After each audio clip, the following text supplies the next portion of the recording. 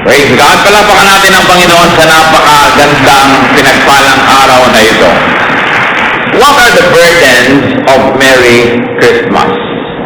Ano-ano po ba ang nagpapabigat, kuminsan nagpapahirap para magkaroon ng maligayang Pasko? At yan po ang ating tatalakayin, burdens of Merry Christmas. Heavenly Father, thank you that there is Christmas, and more than that, thank you for what it means. Salamat Panginoon, mayroong ganitong uri ng naganap sa kasaysayan ng sangkatauhan nang iyong anak na Espiritu ay nagsakatawang tao upang makiisa sa aming mga tao, mabuhay at mamatay para sa aming mga kasalanan. Ito ang aming ginugunita. Turuan mo kami Panginoon na kung ano man ang aming mga uri ng pagdiriwang, maging ayon ito sa iyong kalooban. Patawarin niyo po kami sa mga kasalanan namin. Linisin niyo po kami sa aming mga pagkukulang. Paging dapatin niyo kami humarap sa inyo, tumanggap ng pagpapala at magdala na aming mga handog, papuri, mga awit at sayaw.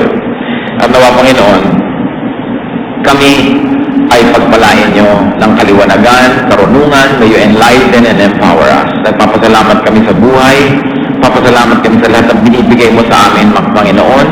Salamat din po sa hindi niyo ibinibigay sapagkat kayong higit kanino man nakababatid ko anong mainam para sa amin. Ngayon, pagpalain niyo po ang puso namin ng kapayapaan, ang aming isip ng karunungan, maunawa namin ang mensahe mo sa amin, magamit namin para sa aming pang-araw-araw na buhay.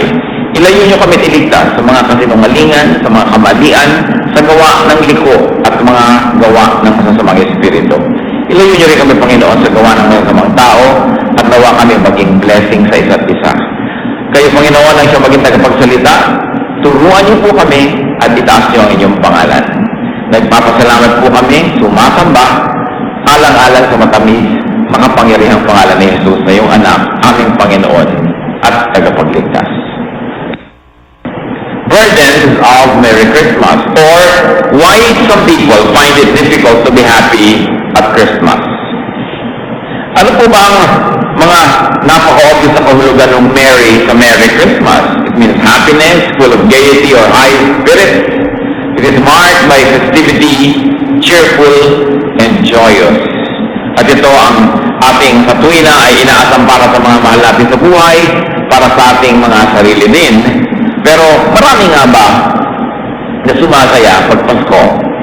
Napakarami pong mga pag-aaral na nagpapatunay na mas maraming lumulungkot. Na yung mga tao sa halip na sumaya, nakangiti, maraming mga pakintab, mga palara, mga liwaliwanag sa paligid, pero ang totoo, maraming mga kalungkutan. And these are the burdens. Ano ba ang pabigat? Kaya nagiging mahirap para sumaya sa Pasko. Unang-una, materialism. Sobrang pagiging mahilig natin sa material na bagay, sa mga regalo, sa mga pera, sa mga bonus, sa mga 30th month pay at kung pwede pa hanggang 17th month pay. Walang kasiyahan ang tao, kulang at kulang. There is too much obsession with receiving and giving gifts. At alam naman natin na ang limitasyon ng tao ay napakalaki. Wala pang 1% ng population ng buong sangkatauhan ang nandun lahat ang pwede nila at gusto nilang gastahin at available. 99% of the people always have to contend with limited resources with very, very slim budgets. Sobrang dami natin gustong mahalin at magmahal sa atin at puminsan yabang na rin, kaya gusto natin magregalo na magregalo, magkahalong pagmamahal at pagyayabang na rin yan, at pride at kung ano-ano humihirap. This materialistic orientation of Christmas causes great stress and anxiety. Kaya maraming hold-upan pag Pasko, maraming kidnapan, maraming tukutan, nakawan, kasi ang mga tao are trying to make extra money just to be able to give extra things to their loved ones. Never mind if they have to rob other people who are also loved by others and who are also loving others, who themselves would like to give extra things to their loved ones. Ang nangyayari, rule of the jungle, the law of the jungle, agawan madalas. Kaya maraming krimen pag Pasko. At mahirap sumaya if there is so much rush, and in the cities, crazy traffic jams, and of course, the season has impossible demands and very impossible needs. Yung mga sikat na tao, napakaraming kailangan pagbigyan, puntahan ng mga party, laging late dumadating sa isa at maagang umaalis doon sa isa, walang nabubuo sa dami ng pupuntahan. Nakakalito. Ang dami-daming regalong dapat ibalot, ang dami-daming taong dapat pasalamatan, ang daming dapat maalala, at laging may magtatampo dahil hindi siya naalala o hindi niya nagustuhan ang ibinigay sa kanya. Mahirap tuloy sumaya kung wala o kaya kung kulang ang pera. Gaano karaming tao ang maraming pera? Kaya marami din nalulungkot.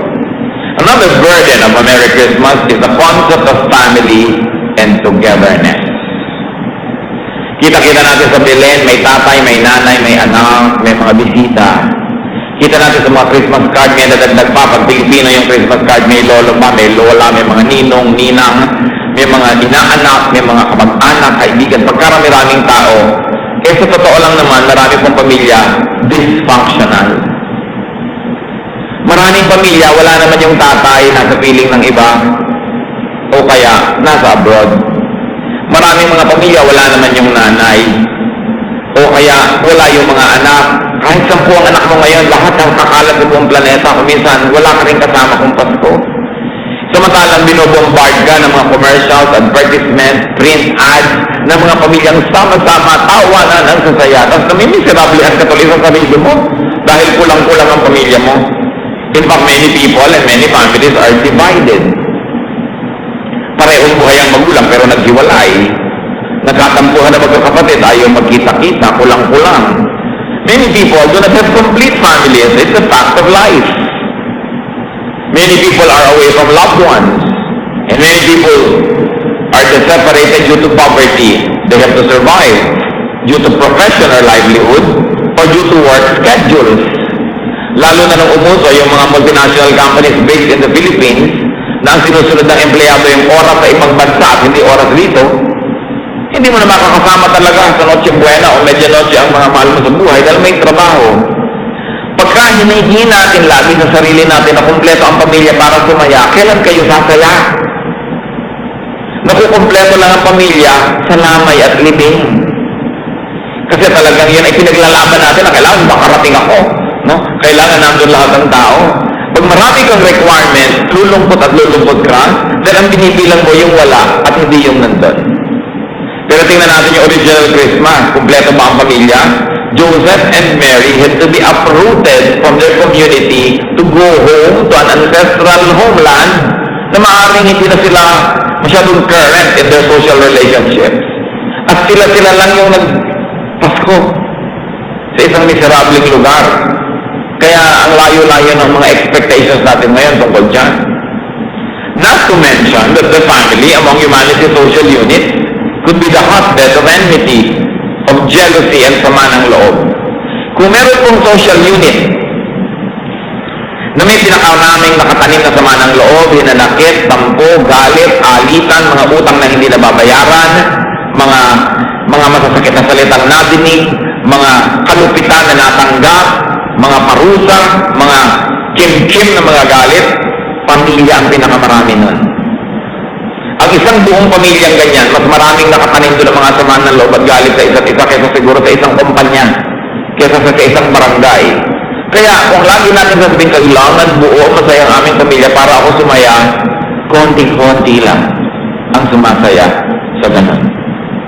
Maraming mga bata ay lumalaki ng walang magulang o kalahati lang yung magulang na nandun for whatever reason. Maraming nauulila, nababalo. Ganun ang totoong buhay eh.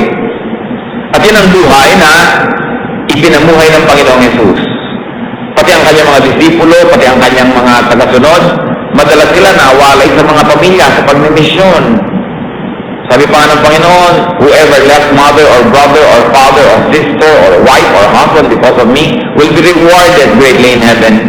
Kasi alam niya that the demands of the faith, the demands of the missions would call for people being separated from familiar social environment. Bigyan ng tao yung kumpleto lahat ng mahal niya sa buhay nandyan. Yan ang ideal. Kung nangyayari sa inyo yon, magpasalamat kayo sa Panginoon. Pero kung hindi nangyayari sa inyo yon, yun ang mas normal. Mas makatotohanan na pagtanggap sa realidad. Pagka ganyan ang image ng pamilya, mahirap tuloy sumaya. Dahil meron tayo expectation kung ano ang Pasko. Another burden of a Merry Christmas is the concept of romance.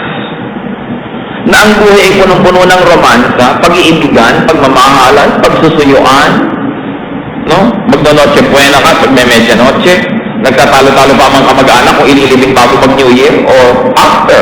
Dapat daw ilibing bago mag-New Year dahil pag inabutan ng New Year, maraming mamamatay. No?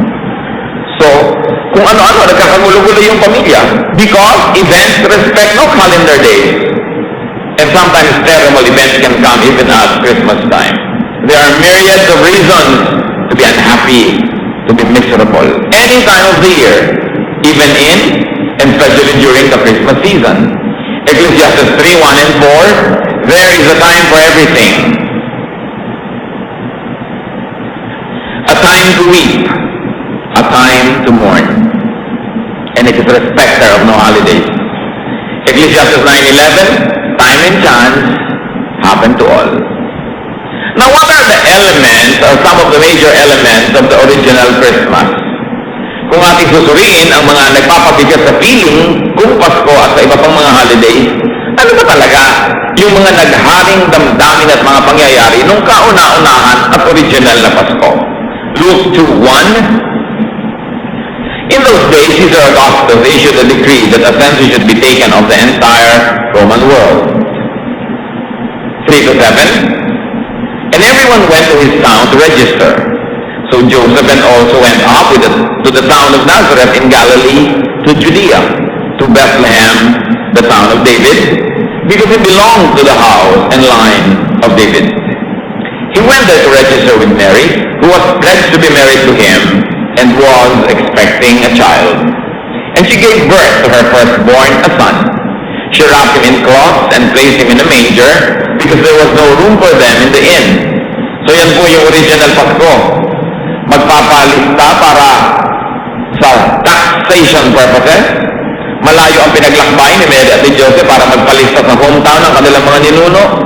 At kagampan pa naman itong si Mary, mga anak na, pero susundin siyempre ang utos ng empire. At dahil wala na silang matuluyan, nanganak na lang siya sa isang tuluyan o bahay ng hayop. At doon nangyari ang unang Pasko. So what were the elements of the Christmas of Joseph and Mary and even Jesus? Suffering. Suffering due to oppression and poverty. Sakop sila ng Roman Empire. Pag nag-utos ng empire na magpapalista lahat ng citizens, buntis ka o hindi, ano man ang panahon, may tutuluyan ka o wala, lakad ka. There was difficulty. Hindi mahirap pagbiyahe ang isang bumapaeng kagampan, lalo hindi ka naman mayaman, manganganak ka sa isang bayan na hindi na naman kayo doon talaga nakatira, wala ka ng mga masyadong close relations, tapos wala pang matuluyan, and the original Christmas was characterized by simplicity. Ang simple-simple. Sabsaban, yung pinaglagyan doon sa bata, yung kainan ng hayop, nilagyan lang ng mga damo-damo para medyo magkakutsyon, makakipayon, simple. Yun ang original na Pasko. Luke 2:8-13. And there were shepherds living out in the fields nearby, keeping watch over their flocks at night. An angel of the Lord appeared to them, and the glory of the Lord shone around them, and they were terrified. But the angel said to them, "Do not be afraid. I bring you good news of great joy that will be for all the people. Today in the town of David, a Savior has been born to you. He is Christ the Lord. This will be a sign to you. You will find a baby wrapped in cloths and lying in a manger." Suddenly a great company of the heavenly host appeared with the angel praising God. So yung unang eksena ay pinanganak si Jesus sa isang simpleng-simpleng lugar, napakamiserableng lugar, tirahan ng hayop. At pagkatapos yung eksena number 2, nandun sa labas, may kinalaman din sa mga hayop dahil mga taga-alaga ng hayop yung karakter nung kasusunod na eksena. Mga pastor na nag-aalaga ng hayop na nandun sa bukid sa kalagitnaan ng gabi, doon sila natutulog. Kasi naghahanap sila ng damong kakainin, ng tubig na maiinom, pagsikat ng araw, nag-uuna-unahan na yung mga shepherd na yan at dalhin yung mga tupa nila kung saan baka umulan kagabi, may naipon na tubig doon sa mga bato-bato at lambak-lambak. Kasi alam niyo yung lupa sa Middle East, porous. Pagka umulan, hindi bumababa agad ang tubig sa lupa na nag-i-stay doon. Kaya una-unahan sila sa umaga na mahanap yung tubig na naipon na hamog o kaya konting ulan ng gabi. Kaya doon sila natutulog sa labas. kung matutulog ka pa sa loob ng bayan, sa mga kulungan, mauunahan ka na ng ibang pastol sa konting damong tumubo nung gabi na yun. Kaya nandun na sila sa labas. At sila ang pinagpakitaan ng isang anghel, at pinupuri ang Diyos dahil sinilang na nga daw at tagapagligtas ang magdadala ng kapayapaan sa isang sinubog. At pagkatapos maraming mga anghel pa ang nagbabaan at nag-aawitan, pinupuri ang Diyos. At sinabi, pumunta kayo sa loob ng bayan, makikita niyo ipinanganak na ang tagapagligtas. What other issues surrounded the original Christmas? Hard work. Hard work ni Joseph and Mary, at ngayon, hard work ng mga shepherds. Brothers and sisters, the first Christmas was not a holiday. It was a working day. Yung mga pastol, nalaman nila yung pinanganak ng Panginoon while they were at work. And what emotions filled their heart? Fear. Natakot dahil anyan yung mga anghel. There was an angelic visitation. No? It was a sign of God's favor. But, pag nagkamali ka sa pagsunod sa mga yon, maaari ka rin mapahamak. So may nakakatakot na anghel din doon, yung apparition ng mga angels na yan. And what really was the central point of Christmas? Good news. Sabi ng mga anghel, good news which will make everyone happy. A Savior was born for you. Isinilang ang tagapagligtas para sa inyo ikabubuti. At isa pa na tunay na sangkap ng Paskong yan, praise of God. First by the angels, then by the shepherds who saw Jesus, then by the people who heard the news. And there was an additional good news, peace on earth to everyone who pleases God. Yan ang tunay na diwa at laman ng Pasko. Wala si Santa Claus, wala ang Christmas tree, wala ang chestnuts roasting in an open fire, wala si Rudolph the Red-Nosed Reindeer. Sorry, wala rin ang puto bumbong, wala ang maalat na hamon at mga kesong lasang amag, wala ang mga fruit salad at mga spaghetti matatamis, wala. Ang talaga lamang na natira doon, na symbol ng Pasko, na sa Pilipinas ay uso-uso, yung star, yung parol. Because there was the star that guided the wise men to where Jesus was. Yun lang ang biblical symbol ng Pasko. Yung iba nadagdag na lang over the years. Luke 2:15 to 20. When the angels had left them and gone into heaven, the shepherds said to one another, let's go to Bethlehem and see this thing that has happened, which the Lord has told us about. So they hurried off and found Mary and Joseph and the baby who was lying in the manger. When they had seen him, they spread the word concerning what had been told about them, what had been told them about this child. And all who heard it were amazed at what the shepherds said to them. But Mary treasured up all these things and pondered them in her heart. The shepherds returned, glorifying and praising God for all the things that they had heard and seen, which were just as they had been told. So another element of the original Christmas, obedience. Inutusan ng mga anghel, yung mga pastol, pumasok kayo sa bayan, hanapin niyo yung bata, sinunod nila. Therefore, it led to a very important element of Christmas, finding Jesus. That's what Christmas is all about. Makita, matagpuan si Jesus. Dahil sa pagsunod sa heavenly instruction. At ang kakambal doon na nakita mo, natagpuan mo si Jesus is telling the good news about the Lord being born to everybody else. The shepherd told Joseph and Mary what the angels had said about Jesus. Another element of the original Christmas was thinking a lot. Pag-iisip. Wondering. Nag-isip-isip ang marami sa kahulugan noong balita na ang anak ng Diyos, ang tagapagligtas ng sangkatauhan ay isinilang na. At dahil dyan, isa pang element ng Pasko, praising God. Napuri ang Diyos. saying wonderful things about God. And you know what the shepherds did right after they had found Jesus? And they have told people about the Lord? They returned to work. Sa mga tao ngayon, pag-Pasko season, lalo sa mga city hall, ayaw na magtrabaho. Wala na sa mood. Business grinds to a halt. Ang mga negosyo, wala na halos na production. Tamad na lahat ng tao. May holiday fever. But the shepherds, after finding Jesus, returned to work. Yun ang kanilang pagpapakita na talagang nakilala nila ang Panginoon. Sumipag lalo, nagtrabaho lalo, hindi nagpatamad-tamad. So kung pipiliin natin sa dinadalali ng ating sinariwang mga elemento ng Pasko, 5 all-important elements of Christmas, and I want you to know, if you have this, yung 5 pinakamahalagang elemento ng Pasko, suriin yung mga kapatid ko na sa inyong buhay. 1, the good news, which is salvation. Na ang Panginoong Jesus ay tagapagligtas mo na. Hindi na lang siya isang bata na nandun sa sabsaban, siya ay tagapagligtas na nasa iyo ng puso. Tinanggap mo na si Jesus sa Panginoon, tagapagligtas ng iyong buhay, na ang kasalanan mo, siya na ang nagbayad at ang buhay niya ibinigay na niya sa iyo. Pag ang Espiritu mo humiwalay sa iyong katawan sa oras ng kamatayan, pupunta yan sa Diyos dahil binayaran ni Jesus ang mga kasalanan, may iiwalag sa lupa ang iyong katawan, ang Espiritu pupunta sa langit. Yun ang Pasko. Kung meron ka nun, may pasok ka man o wala, dapat happy ka. Nandyan man ang mahal ko sa buhay o wala, kompleto man kayong pamilya, may pera kayo o wala, meron kang salvation, dapat happy ka na. Sino sa inyo ang may salvation na? Palakpakan nyo ang Panginoon, yung nakakatiyak na kayo, lakasan! So, Merry Christmas! Sabihin yung katabi nyo, lalo yung pumapalakpak, di ba?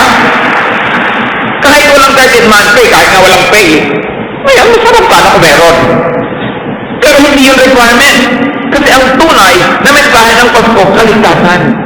Pag ligtas ka na, hindi ka na pupunta sa impyerno pag namatay ka, yung kasalanan mo, may nagbayad na, ano bang dahilan para malungkot ka over little things? To have an eternity mindset, to look at things from the point of view of heaven, you will be happy. Another all-important element of Christmas was obedience to heavenly instruction. Si Mary at saka si Joseph nagpunta sa Bethlehem. Ang totoo nun, design yun ng langit, naging instrument lang yung Roman Empire para sila umuwi sa bayan na yun. Dahil doon dapat ipahanap si Jesus eh. Sumunod sila. Yung mga nag-aalaga ng hayop, sumunod sa mga anghel na pumasok kayo sa bayan, hanapin niya yung bata. Kahit marami silang alagang hayop, nagawa nilang hanapin ng Diyos.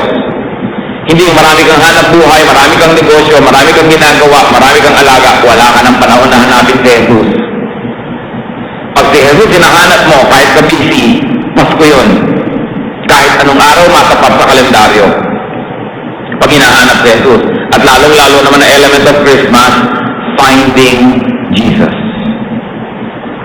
To find Jesus in the Bible, in the church, in fellowship, in people's hearts, and for you to help others find and see Jesus through your good works. Sa iyong mabuting gawain, sa iyong mabuting patotoo, nakikita ng iba si Jesus, nararamdaman, nadidinig, they find Jesus, Pasko yun. Kahit anong panahon.